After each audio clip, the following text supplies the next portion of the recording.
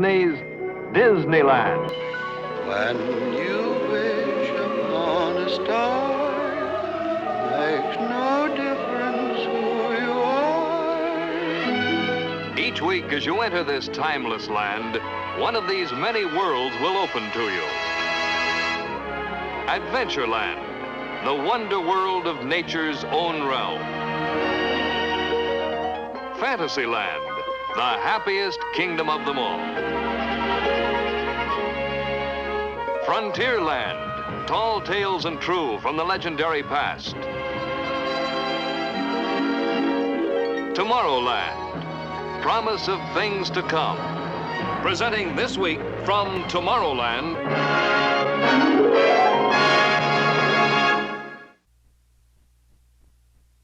At Disneyland Park, the realm devoted to things of the future is called Tomorrowland. One of the popular attractions here is our simulated rocket trip around the moon. After entering the Disneyland spaceport, visitors may experience the thrills that space travelers of the future will encounter when rocket trips to the moon become a daily routine. However, scientists tell us that it will be many years before space travel becomes a reality. After consulting with the scientists, our artists and studio technicians have prepared a factual picture of how the coming conquest of the moon will be accomplished. Here to tell you about it is director Walt Kimball. When we hear the exciting news of how the rocket scientists of today are preparing for tomorrow's trip to the moon, we must remember that such a trip has long been the dream of many men since history began. But before we consider the scientific plans for a trip to the moon, let us first show you, as sort of a prologue, the results of our research into the legends and facts and foibles, superstitions of man and the moon. Roll the moon sequence, please. This is the moon. It shines over the great cities. It illuminates the countryside, and its reflection shimmers on lakes and oceans. This is the moon that saw life begin on Earth millions of years ago.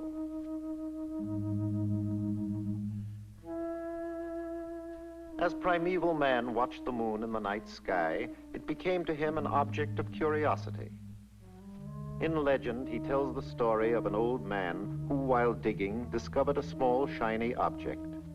As he held it in his hands, it grew and grew, and finally escaped into the sky to become the moon. To primitive man, the moon was somewhat of a personality. Sometimes he saw in it the face of another man, or a woman. Some ancient aborigines thought they saw a four-eyed leopard. Perhaps the greatest mystery to our ancestors was the moon's strange ability to change its shape. The early Hindus believed that it was Chandrashka, the god of night, slowly turning his lamp as he moved across the sky. The Aegeans, on the other hand, thought the moon was a silver shield, reflecting the seas and mountains of the earth. Moon worship was an important part of many ancient religions. The Sumerians called the moon Nana, and the golden calf with crescent horns was a symbol of reverence. Here stands the Egyptian moon god Thoth, the reckoner of time. 12 times between the annual rise of the Nile, the moon grew to fullness. This gave Egypt one of the first lunar year calendars. And here is Diana, the Grecian moon goddess, whose beauty inspired the Romans to build a silver temple in her honor. To some primitive races, an eclipse was a mysterious and terrible thing to behold. They believed a giant serpent was devouring the sun's light, so they danced and made great noises to frighten the moon beast away. And he would go away. The first book devoted completely to the moon was a parchment by Plutarch. He said the moon was simply a smaller Earth, but unlike the Earth, its inhabitants were demons. These words of Plutarch inspired one Lucian of Samosata to record what was perhaps the first science fiction story. He tells of a very strange journey to the moon in 160 AD. A ship went sailing on western seas through the pillars of Hercules. She sailed through a realm as dark as night, pursuing her course of lunar flight. The Moon King held his hand aloft and cried to far and near, "Begone, ye earthling creatures bold. There are no women here." There followed upon the face of the earth a period called the Dark Ages. For centuries, the light of knowledge was extinguished, and only a fleeting mention of the moon was made. Moon. Then there was the great event of 1609. Galileo Galilei built a telescope and made the first close-up observations of the moon. He excitedly announced that he had observed the moon as another world, complete with mountains and seas. When the astronomer-mathematician Johannes Kepler heard of Galileo's startling observations, he immediately set to work on a book about the moon called Somnium, or Sleep. In this very imaginative account, Kepler goes to sleep during an eclipse and is kidnapped by moon demons. Because they cannot bear the light of the sun, they migrate to and from the earth, using the moon's shadow for a bridge. Here on the moon, Kepler wakes to see a fur-covered moon creature emerging during the cool of the evening.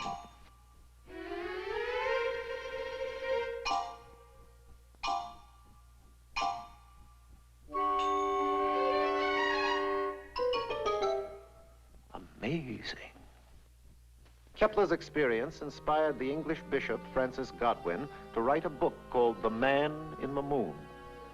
His hero is a Spanish gentleman exiled on St. Helena, who escapes by building a contraption that harnesses the efforts of large swan-like birds. He realizes too late that these birds are of a rare type that migrate all the way to the moon. However, the trip is interesting, and he finds that the moon's inhabitants vary in size according to their rank. Their only language is music.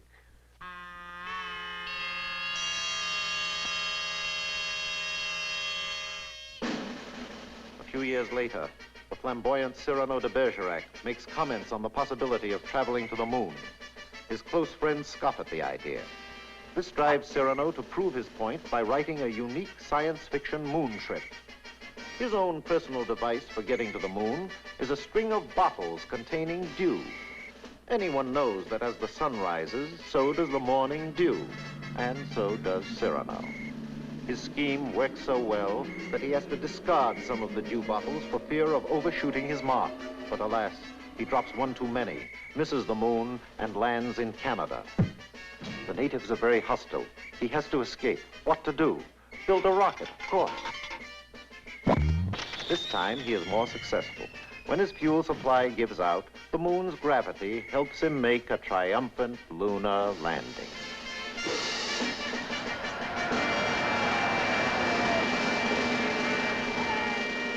In 1835, a sensational news report appeared in the New York Sun.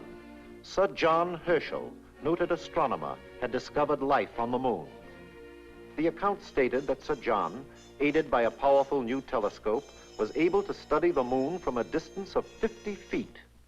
He observed fantastic rock formations, strange plants, and hairy man-like creatures with bat wings who walked about in a dignified manner. There were animals, too, grazing bison and one-horned unigoats who were very playful. However, this whole story was the imaginative product of an overzealous reporter. It was a complete hoax, a moon hoax. Here we see the leading characters in Jules Verne's Victorian trip around the moon. 3 adventurers are given a fraternal send-off by the brothers of the Baltimore Gun Club.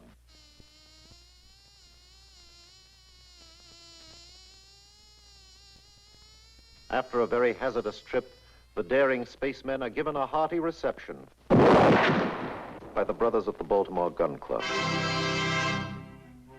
Frequent reference to the moon is made in great literature. Shakespearean societies have long delighted in such lunar lyrics as Romeo, "Arise, fair sun, and kill the envious moon." Juliet. Oh, swear not by the moon, the inconstant moon that monthly changes in her circled orb. Othello, it is the very era of the moon. She comes more nearer earth than she was wont, and makes men mad.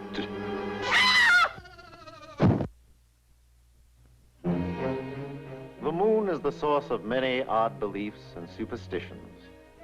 One of the oldest sayings is that the moon is made of green cheese, or that it is the resting place for all articles lost on Earth. It is said, if a man sees a new moon through a window, misfortune will befall him. Or if he cuts his hair under a new moon, it will grow back too fast.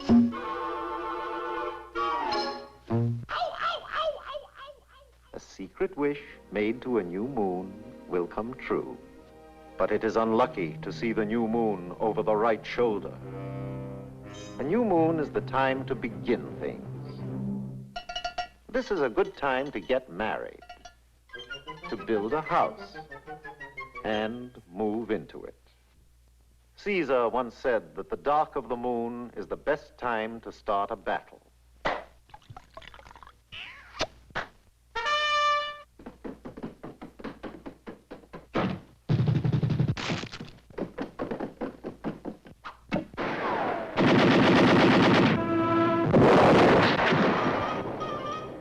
When the moon is on the wane, stuff your feather bed.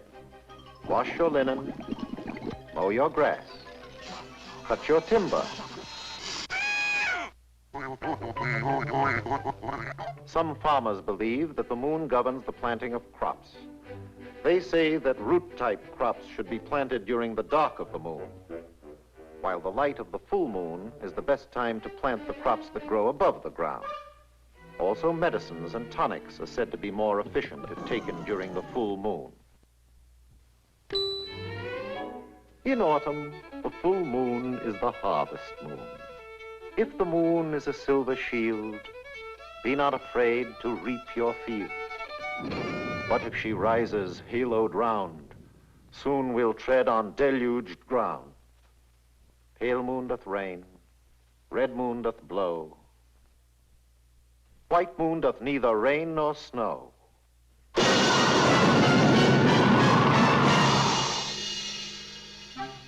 It has been said that money exposed to the dark of the moon will increase as the moon becomes full.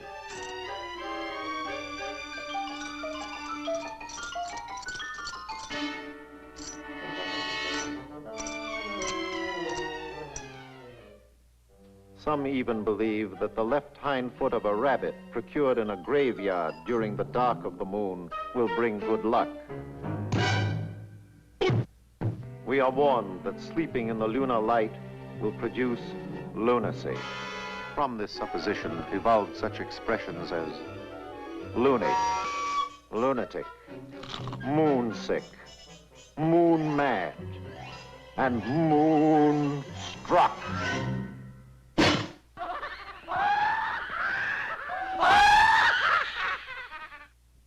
Little children love nursery rhymes, particularly verses about the moon.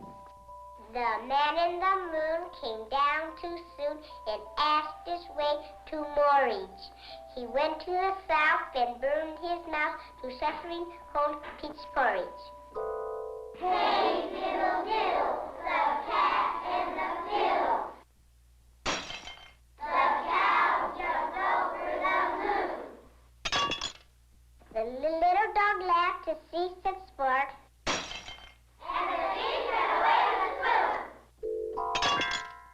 I see the moon and the moon sees me. God bless the moon and God bless me. The moon is the symbol of love and romance.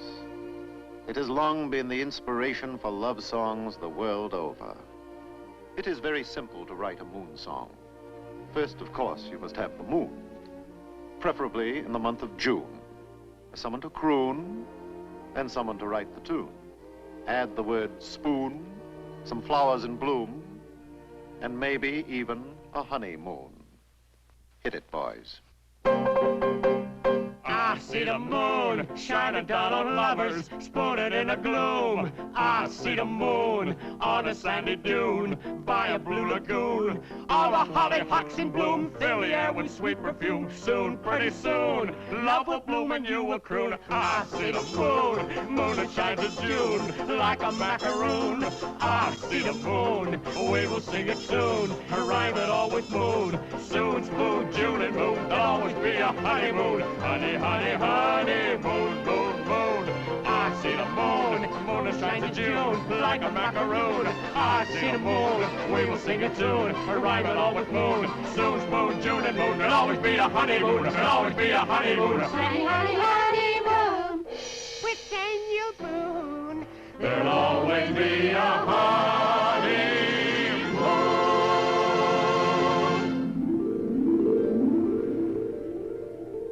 This, then, is the moon.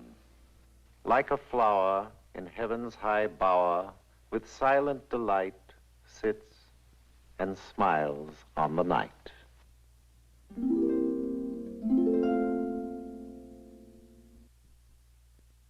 Astronomers tell us that the Earth we live on and the moon we see in the sky are but tiny specks in a tremendous universe that contains billions upon billions of stars and other worlds. Now, one of these tiny little specks, or stars, is our own sun.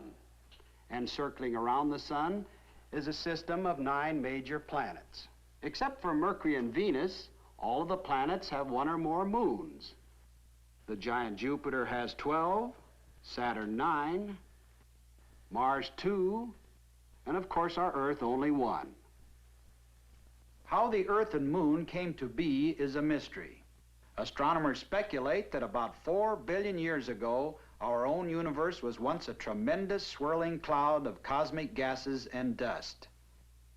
Within this great nebula, smaller whirlpools of gaseous matter formed. These eddies of dust and hot gases gradually condensed to form our sun and planets. It is believed that at this early stage, the Earth and moon evolved, with the moon finally cooling to become a small, barren satellite 2,000 miles in diameter and circling the Earth once a month at a distance of 240,000 miles. Because the sun lights only half of the circling moon, the moon seems to gradually change shape during its monthly trip around the Earth.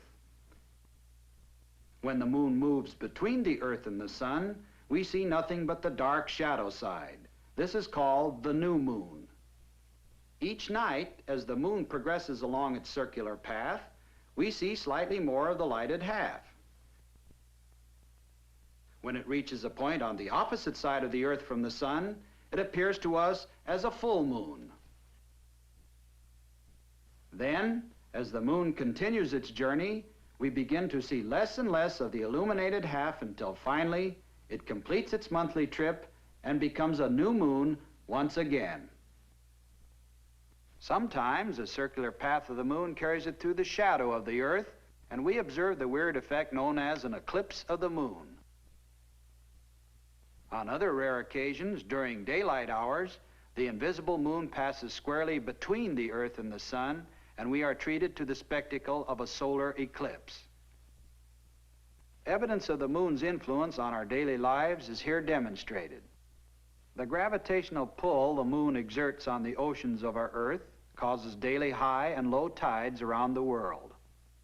These various movements of our moon through the sky have been observed and predicted for centuries. Today, with the help of modern telescopes and cameras, we are able to get a close-up view of the very unusual details on the moon's surface.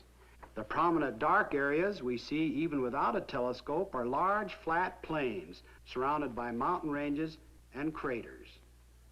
Some of the rugged mountain peaks rise straight up to 35,000 feet.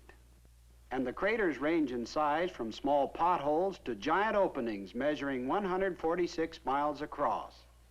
Scientists attribute the moon's rather rough surface to either volcanic action or to explosive hits by meteorites when the moon was in a molten stage. We've never seen the other side of the moon, but experts agree that it probably looks much like the side which always faces us. The moon is a dead world without atmosphere, a silent, unchanging desert where temperatures drop to 250 degrees below zero on the shadow side and boil at over 200 degrees in the direct light of the sun. But uninviting as it seems to be, man's restless search for knowledge of the universe will certainly make the moon one of his first objectives in the exploration of space. Here to reveal a plan for a trip around the moon is the chief of the guided missile development at the United States Army's Redstone Arsenal, Dr. Werner von Braun. A voyage around the moon must be made in two phases. A rocket ship taking off from the Earth's surface will use almost all the fuel it can carry just to attain a speed great enough to balance the pull of gravity. Unpowered, it will then keep circling the Earth in an orbit outside of the atmosphere. This is the first phase. However, if we can refuel the ship in this orbit with fuel brought up by cargo rocket ships, it can set out on the second phase, the trip around the moon and back. To facilitate this refueling operation, we will establish an advanced base in the orbit, 1,000 miles above the Earth. This advanced base, or space station, will be headquarters for the final ascent to the moon. Our space satellite will have the shape of a wheel, measuring 200 feet across. Its outside rim will contain living and working quarters for a crew of 50 men. Just below the radio and radar antenna is the atomic reactor. Its heat will be used to drive a turbo generator, which supplies the station with electricity. Access to the station will be through an airlock in the hub. The three large spokes are elevator shafts, and the small pipes are used as condensers for the turbo generator and the air conditioning plant. The entire wheel will slowly rotate at 3 revolutions per minute. The resulting centrifugal force will produce an artificial gravity for the men in the rim. Notice that the floors are placed so that the men stand with their heads toward the hub. The wheel is divided into 9 sections. The first section is headquarters and communications. The next section will be for Earth weather observation and prediction. Military reconnaissance experts, aided by powerful optical and radar telescopes, will observe every point on the globe as the space station makes its complete trip around the Earth every 2 hours. Next is the emergency hospital section. And then the astronomy division, where men will keep an eye on the rocket ship as it makes its trip around the moon. The rest of the space station will house calculating machines, maintenance facilities, air conditioning equipment, living quarters, and even a botanical and zoological laboratory. This entire space station will have to be prefabricated and tested on the ground. After dismantling, it will be transported in pieces up to the orbit. For the difficult job of reassembling the structure, we have provided a new type of spacesuit. Using gyros and 2 small rocket motors, the operator can tilt and move in any direction. Located outside will be 7 remotely controlled mechanical arms, each a specialized tool. By rotating himself within the spacesuit, the operator can use any of the arms for the variety of tasks in assembling the space station. When the day arrives for construction to begin, the thousands of parts for the space station will be transported to the orbit by our multi-stage rockets. We merely replace the winged passenger section with a simple cargo-carrying nose. These cargo ships will be unmanned. A passenger rocket, 1,075 miles above the Earth, will guide each of the 12 approaching cargo rockets to their rendezvous in the orbit. This ship, which circles the Earth every 2 hours, will be the command post until after the space station is finished. On the ground, the first of the cargo rockets is ready for takeoff. When the guide ship reaches the correct position in the orbit, the cargo rocket is fired. While its motors are firing, the cargo rocket is controlled by an automatic pilot, like a guided missile. Up in space, the blast-off is observed with the aid of optical instruments. In the guide ship, the navigator locks his tracking radar on the rising cargo rocket. At about 24 miles altitude, the first stage breaks away and the second stage motors fire. 2 minutes later, the cargo head blasts away from the second stage and continues firing until its speed reaches 18,468 miles per hour. Automatically, the motor cuts off. Now, with the aid of remote controls, the navigator rotates the rising cargo rocket so that when it arrives later in the orbit, it will line up with the guide ship. Here, at 1,075 miles up, follows the most precise maneuver of the entire operation. The motor of the cargo rocket is fired again until its speed and course exactly match that of the guide ship. Radar remote control will enable this maneuver to be performed with a high degree of accuracy. 56 minutes have now elapsed since takeoff. The cargo ship is floating in space, 2,000 feet ahead of the guide ship. 2 crew members make their way to the cargo head to begin the unloading operation. First, the motor and tanks are detached. Then 2 bottle-type construction suits are removed from the hull. When fitted in the airlock, each of these construction suits will receive an operator.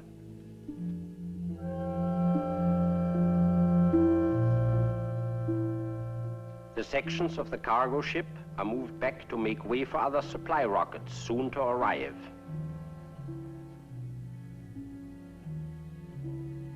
Construction of the space wheel now begins.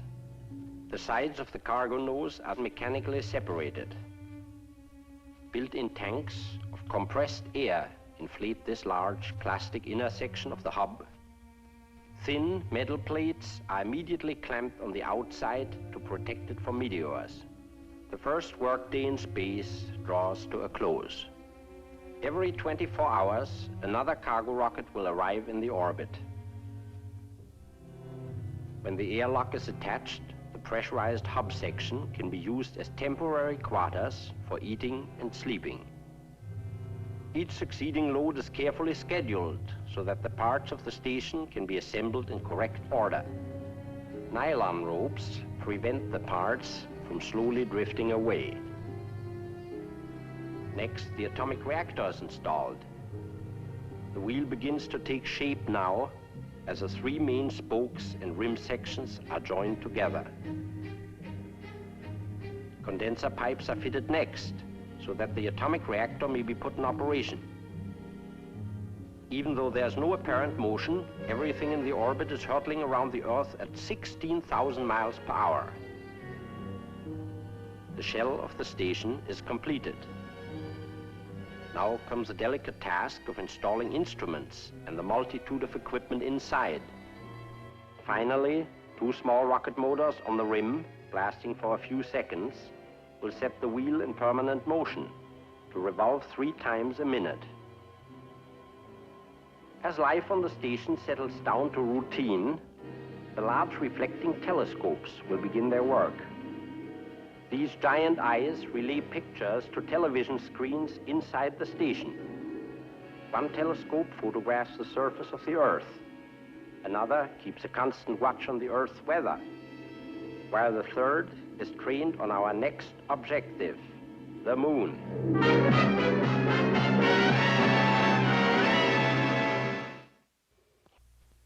The primary purpose of the first moon trip will be to test the methods and equipment to be used on later voyages into deep space. It will be essentially a scouting trip around the moon, and no landing will be attempted. To understand the plan of the trip, let us use this model.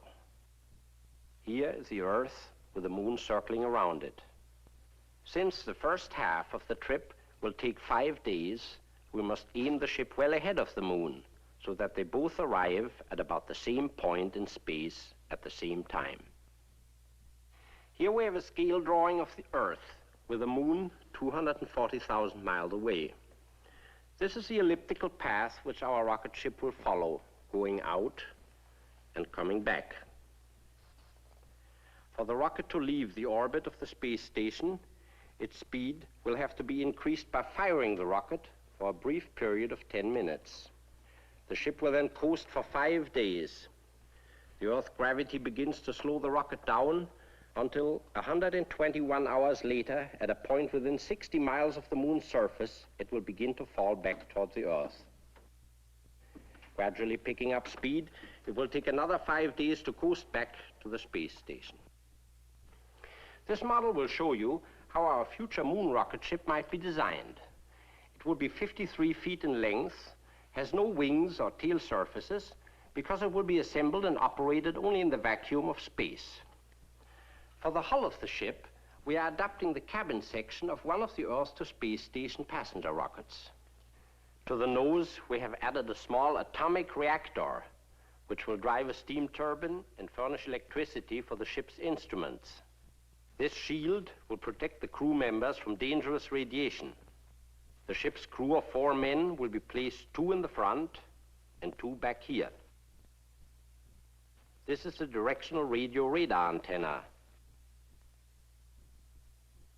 Located underneath is the airlock for a spacesuit. The suit can be entered from inside the ship. Clustered around the rear of the ship are the 7 extra fuel tanks filled with hydrazine and nitric acid.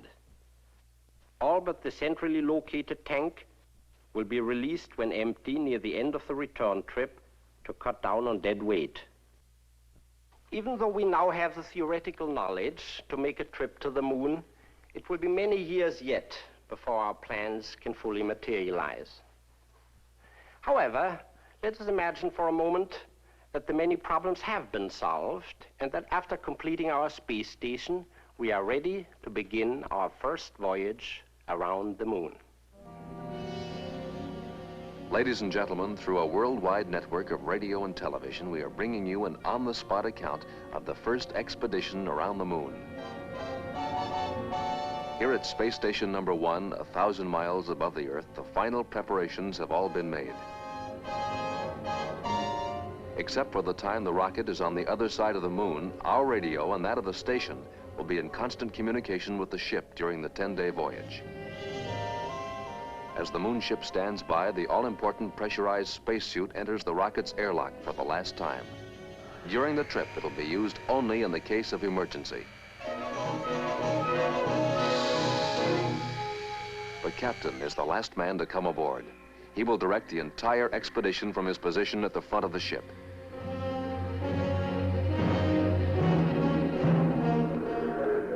The navigator with his specialized instruments is responsible for plotting the unmarked path through space.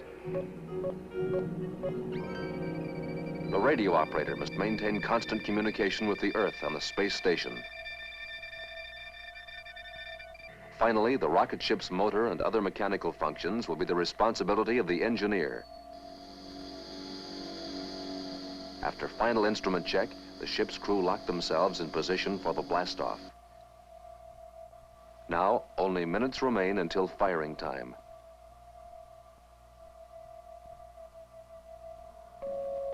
The captain sets the automatic firing timer and reports to the space station. RM1 to Station 1. Firing timer is engaged. We will begin power maneuver for departure in exactly 16 hours, 23 minutes, 47 seconds. Roger, RM1, 16 hours, 23 minutes, 47 seconds, over. Crew will secure and stand by for firing in 84 seconds. Acknowledge. Navigator, check. Radio okay. Engineer, check.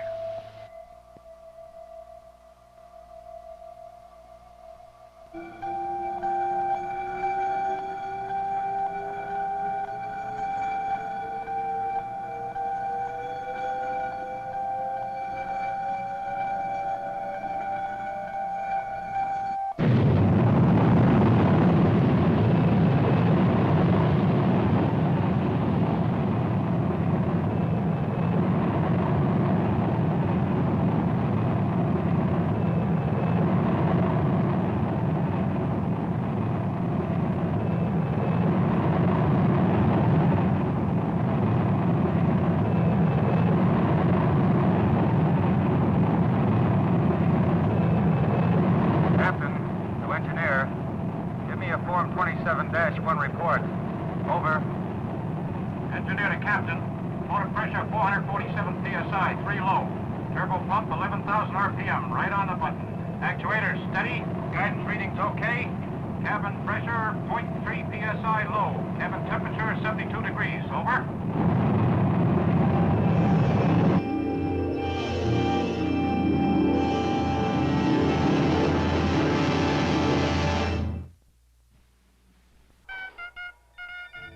This is Station 1 calling RM1.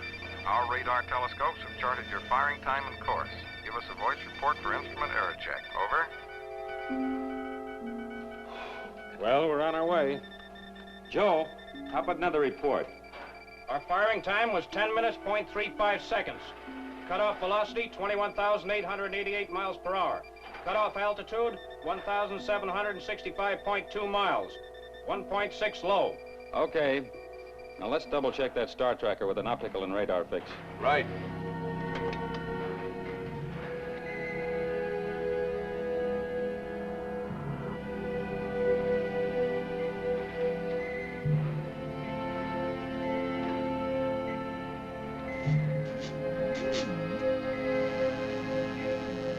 Captain, position check shows 0.7 miles below, 1.2 miles left, and 0.3 miles ahead of standard flight path. We have only a 0.03% error in azimuth reading. Sounds good. Bill, let's transmit all your tape reports to the station.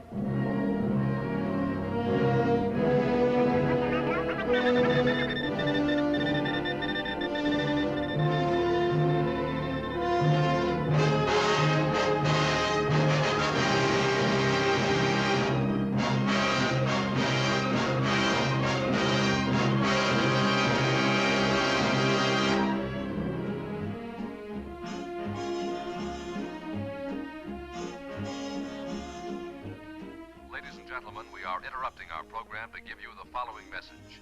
Moonship RM1, which left the space station a little over 51 hours ago, reports a distance of 169,000 miles from the Earth.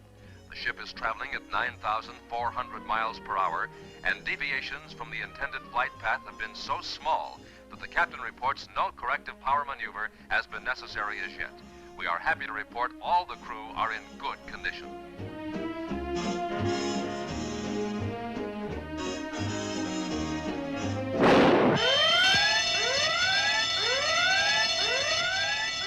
Check the console, Joe. Try to pick it up. Bill, is your electrical system working? Emergency condition. Repeat. Verify. Over. Meteor hit, number 2 nitric acid tank. Pressure's dropping fast. It's number 2, all right. Joe, put the air blowers on emergency power. Frank, get in the bottle suit and patch that hole. Don't use your motors near that leak. Try to reach it with the gripping arm. Station 1 to RM1. Station 1 to RM1. Our instruments indicate emergency condition. Verify. Repeat. Verify. Over. RM1 calling Station 1. This is Station 1. Go ahead. At 51 hours, 22 minutes elapsed flight time, registered hit by a small meteor. Puncture between Station 51 and 52, upper bulkhead of nitric acid tank number 2. Repairs are underway.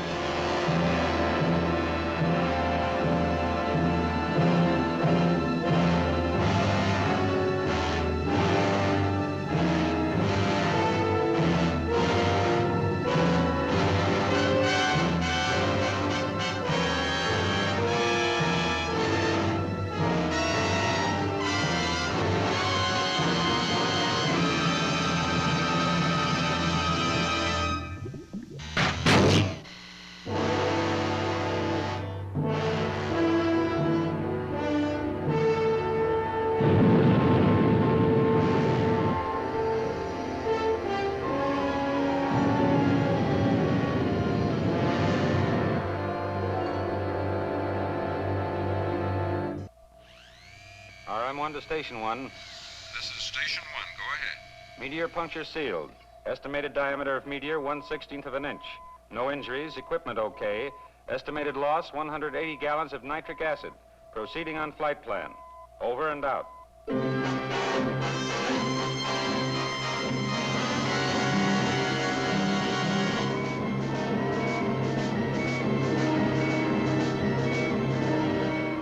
Station 1, this is RM1. At 110 hours, we are beginning measurements at rim of the moon for accurate position fixes. We are now picking up the unknown side of the moon. Bill, give me an altitude reading. Okay.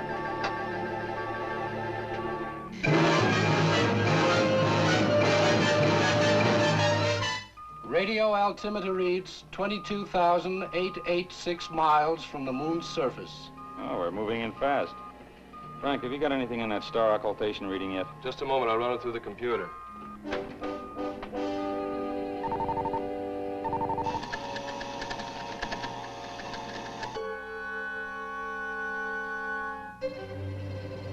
Captain, we're approaching the moon on ellipse 29.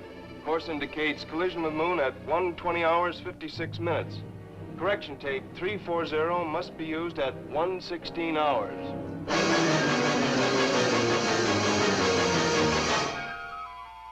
As the 116th hour approaches, the navigator must act quickly to avoid a collision with the moon. He starts the tape selector, which will automatically correct the rocket's course by firing the motors for a precise number of seconds.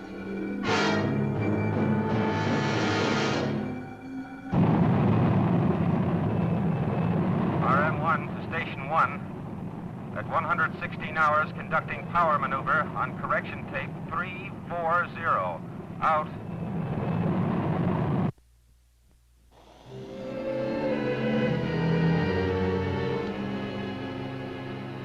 Captain, we're almost on the button. We'll pass the moon's surface at 63 miles instead of 60. Close enough. We'll make the correction on our return maneuver. Joe, set the spatial attitude control to keep us lined up with the flight path tangent.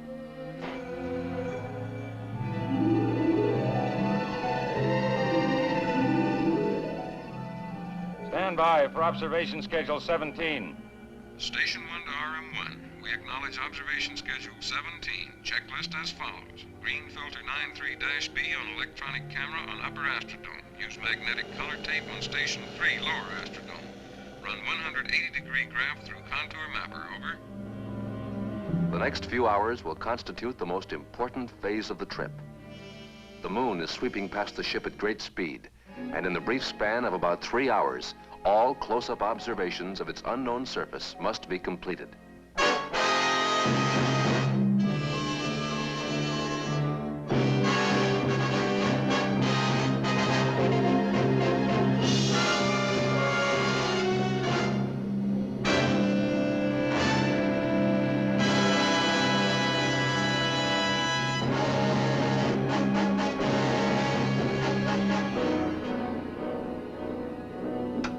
RM1, Station 1. We are now seeing the Earth disappear behind the moon's rim.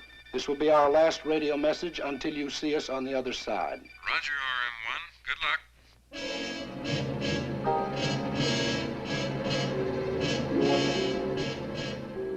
I see what looks like a tremendous crater ahead.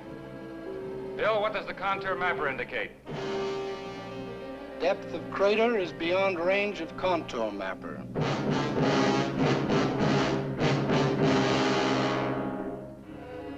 We'll reach the day and night terminator in 5 minutes. Frank, arm your flares and stand by to fire when I give the signal.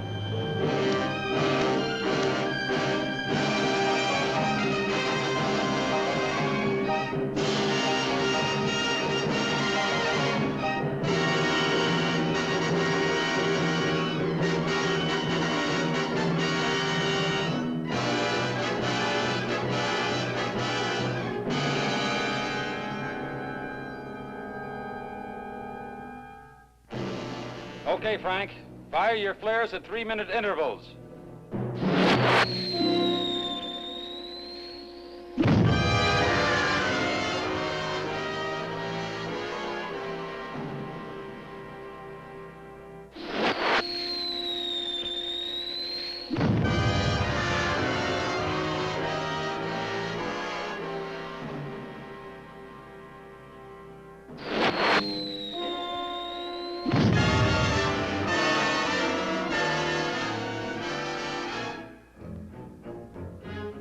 Captain, I'm getting a high Geiger count of 33 degrees. My scintillation counter indicates a high degree of radioactivity on the same bearing. Contour mapper shows a very unusual formation at about 15 degrees southern latitude and meridian 210. Get some flares in that area, quick.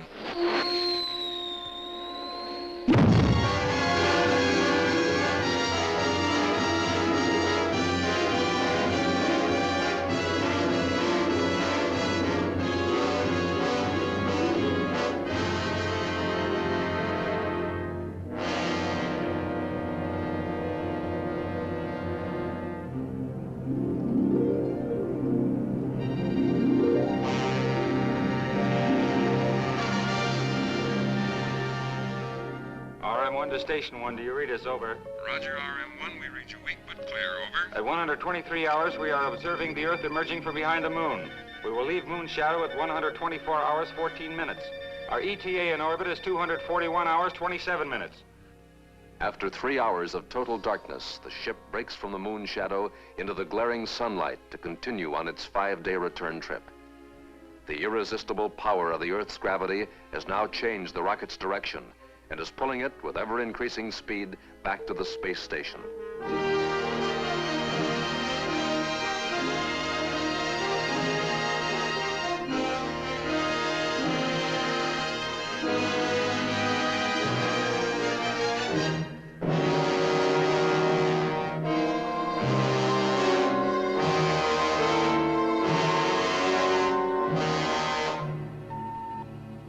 Frank, start the gyro attitude control for the braking maneuver and give me a time set for firing. Check.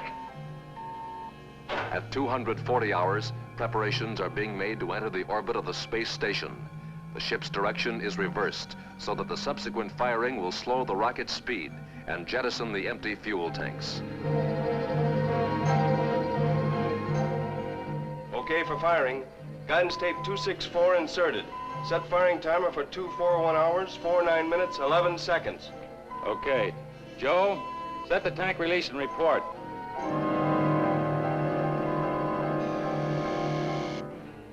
Fuel tank set for release. Firing timer set.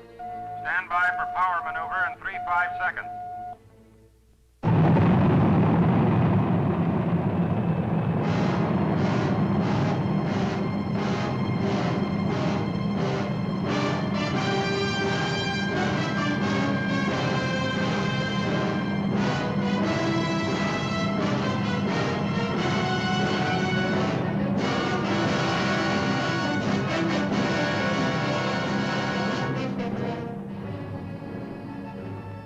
Ladies and gentlemen, you have just witnessed the first successful voyage into interplanetary space. This pioneer trip around the moon will soon be followed by an expedition which will actually land on the moon's surface. Even now, construction is going forward on the atomic-powered rocket ship that will challenge the limitless depths of space and solve the mystery of the red planet Mars.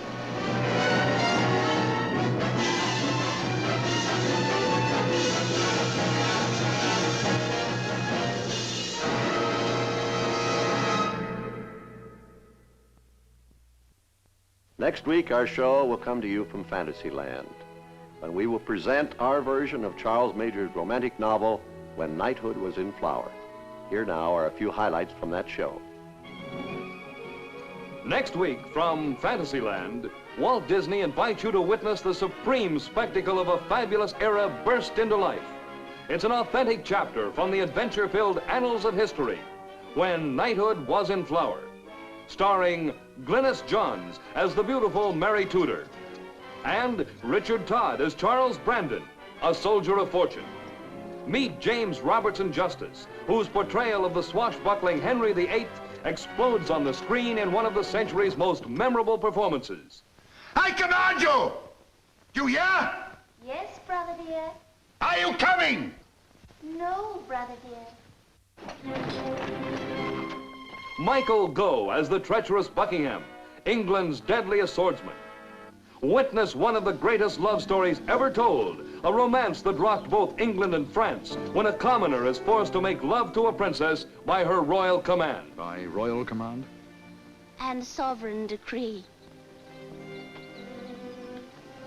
Help me, Charles. My lady, I beg of you. Am I a statue on a pedestal?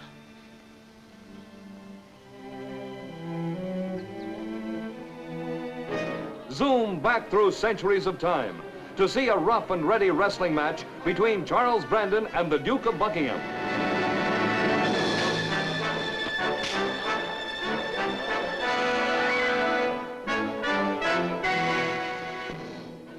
Be it the Princess Ball, when the scandalous La Volta dance shocks the Queen and is the King's delight.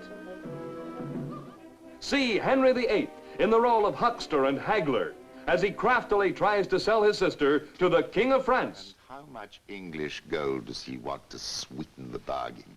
500,000 crowns has been proposed. 500,000? Odds death, why doesn't that old usurer ask me to melt down my crown? Be on hand when Mary seeks to escape to America to avoid becoming the Queen of France. Are you alone, my lady? I've run away. You must be mad. A princess cannot run away. How many hours of grace do you think you'll have before the king's officers catch up with you? No one saw me leave, not even Lady Margaret. And long before I can be apprehended, you and I will be on our way to the New World. Here is all the pomp and pageantry that makes history books come alive. A factual story 3 years in the making. The golden age of chivalry lives again next week when Walt Disney presents When Knighthood Was in Flower.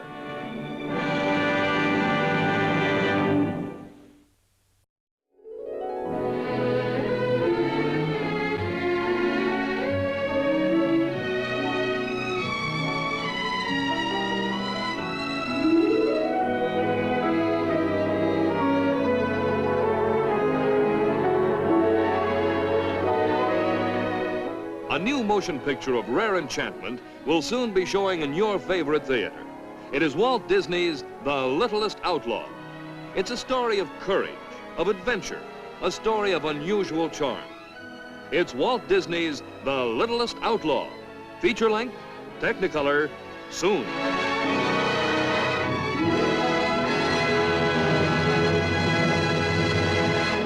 This has been an ABC Television Network film presentation.